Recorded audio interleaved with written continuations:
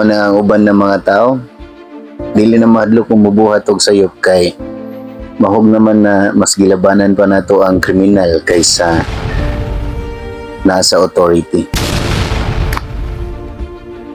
Kita mo ani ganing mayor sa Dumanhog nga ni viral karon niya ireklamo ko no or investigahan ko no sa Commission on Human Rights kay nakita sa video nga di pasakitan sa mayor ang amahan sa bata.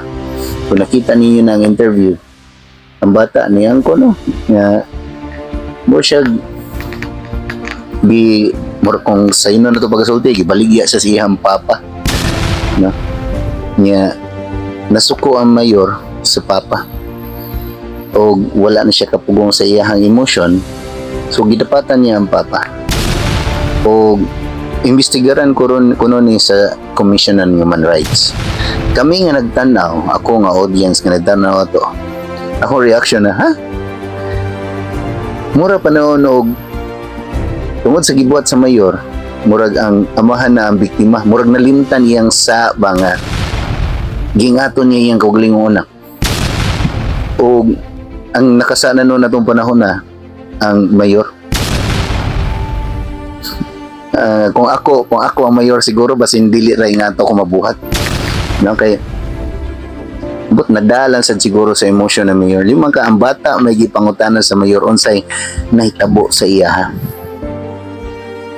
So klaro kayo nga tinuod ang nahitabo.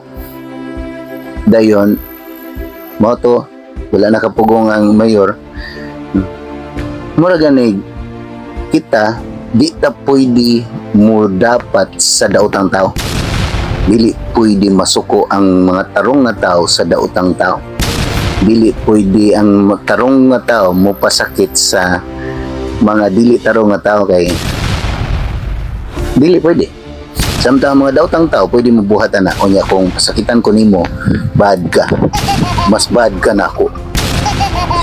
Ingana na ba taron? Nga kung ang usa ka tawo makasbuhat og sayop or kani di man kay sayop lang nga simple no. Yang anak yang gibaligya. Wala gibaligya nga wala niya bawian murag yang gikuan ba pangortahan yang anak. Dayon ambot lang kung tanaw niyo sakto ba na kung may taong nasuko at sayang gibuhat maingon din ko kinda ako to ang papa bad mong kay mo kung giaway tinganan na taron ambot lang ha sa pagkakita na itong video niya o sa post so pagkakita na ko nga investigaran na mayor sa Commission on Human Rights tungod sa iyang nabuhat sa amahan murag ang mayor na noon may naisa atong panahon na o ang amahan na noon ang biktima o murag ang gibuhat sa amahan okay ra kaysa ang gibuhat sa mayor. Ambot lang ako anong opinion kung sa inyo ikasulti ana.